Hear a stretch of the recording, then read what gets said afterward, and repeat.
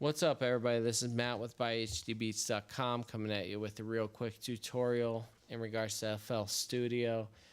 Started using this program a long time ago, and one of the tips that really helped me, I had to scour the internet for, and a lot of the stuff you actually have to, but hopefully this might help a little bit. When you're using FL Studio, it gives you a sequencer, which is a lot like a drum machine. And I'm just going to show you a couple tips and tricks in regards to that. So let's say we're making a real quick beat. First and foremost, this is the click track. If you don't know what a click track is, basically it helps keep time. If you don't have it on, you press play, you don't hear nothing. You have it on, it's going to keep time with whatever your beats per minute is or your BPM, which is super important. I cannot stress enough how important it is to be in time. No one wants some shit that isn't in time, and it leads to just disasters down the road. So make sure you utilize, having a click track and being in time. So let's say we want to just make a quick beat. All right, let's find a kick. That's a kick, whatever. So we'll just put in a kick real quick. All right. And then what we'll do is we'll look for a snare. By the way, Superstar O, awesome stuff. Check them out. Superstar O has great drums. I highly recommend it. So anyways, let's look for a snare. Well, we will play this so we can hear it.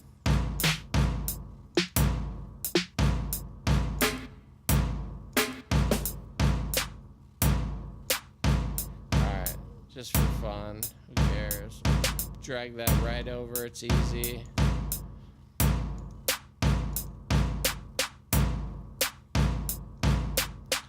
Important thing when working with FL Studio is, even though this isn't showing the effects of it, if you if you just click on the track, it shows the channel settings. Make sure that this is clicked off. You don't want the loop. You don't want it to loop on itself, okay? The other thing is, if you right-click on whatever drum you're using, do cut itself. Because that means when this hits, let's say that you had this even closer, you want them to cut. You don't want this to keep playing while these hit. So that's what cut itself is. It's really important. So anyways, we got this going so far. And whatever, it might not sound great, but that's not the point.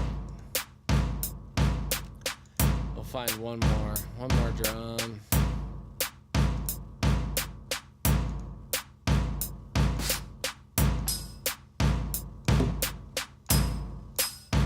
Alright, we'll just throw this in here for shits. Alright, so anyways,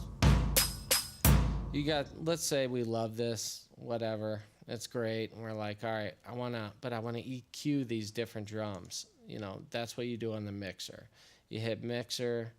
We're on the sequencer right now. That's what this is, the sequencer. You can turn it off by going like that, or click it back on. Here's the mixer. All right, so anyways, we want to put this to here so that we can EQ it and all that stuff. If you double left click on your mouse, it'll select all three of the drums. Then you go here, and I left-clicked on it, and I right-clicked, link selected channels starting from this track. Now what that's going to do is it's going to put these three drums going 1, 2, 3. So link selected track, excuse my language, boom. So now when I play them, they're coming through here. So then let's say that you can solo any track by pressing the right click.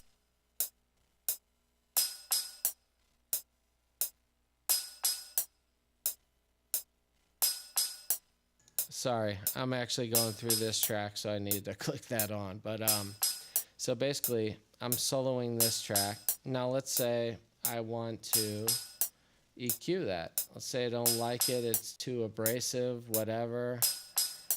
I can just bring an EQ in.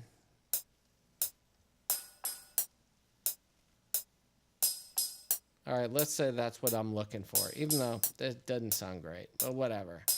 So now you have the ability to do that on the track, you know, each individually.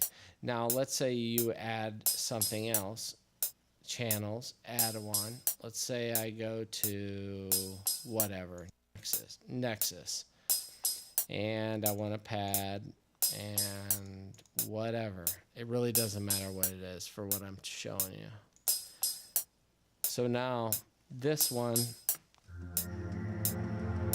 all right, so I'm playing it, you know, and I can easily record it by pressing record, and it'll record right here.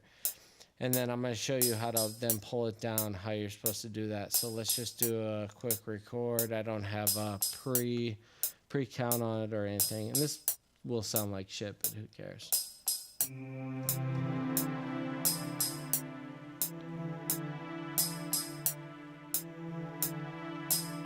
All right, well, that didn't catch in time. Let's actually, you know what? Let's try something.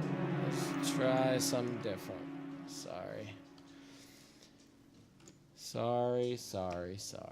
Okay. So let's go. Let's get something a little tighter. All right. So anyway, so now we're gonna go here. We're gonna go play and record. And actually, it does have a pre-play on it.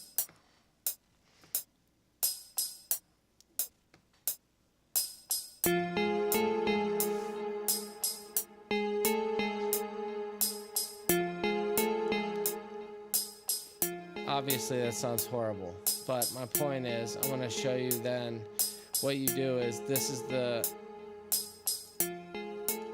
the Nexus channel setting right here. I can turn that off. And basically you can either go from here, and if you see right here on the bottom how it's going to each track, you can go to 4, let's go to 5, or you can go assign free mixer track. So 4 was the closest one to it. Now if I do have this on solo, so we're not hearing this, but if I right click,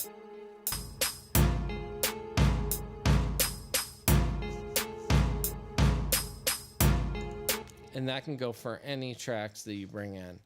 So, you know, utilizing this is very important. Another thing that, you know, I do want to teach people, and I've said this in so many videos, is when you're mixing music, let's just let this play through and I just want to show you something.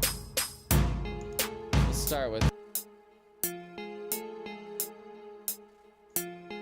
all right, so it's so important to, when you're EQing stuff, cut off the low end, man. You don't need it. Do a high pass. Take it to where you hear it. Pull it a little bit back. Unless it's a kick drum or a bass guitar, you don't need it taking up the low end. That is the difference basically between like people's mixes that sound good or shitty. It really is. Everything I hear, it's ridiculous how much it sounds so muddy, and people don't realize it because they don't do what's called a high pass filter on, you know, these instruments that don't need, this instrument does not need to live here. It doesn't need to be, whoops, Jesus, where's the one? There it is.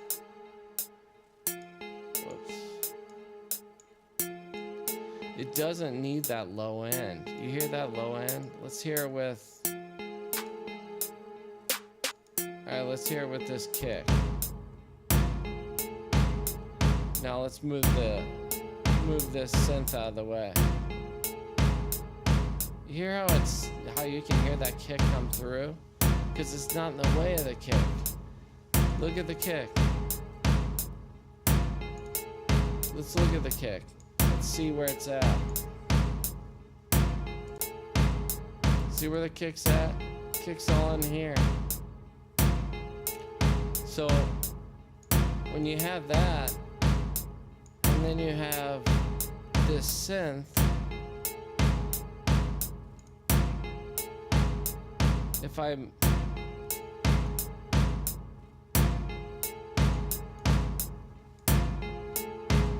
if I move it to where it's in the way here, you can hear how it gets in the way, whereas if I move it out of the way, it's so much cleaner.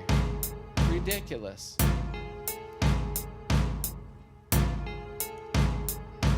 Anyways, these are just some small tips. I don't know. Hopefully it's helpful. I really love this shit. So if anybody has any questions or if they have any advice, I'd love that too. So let me know. Peace.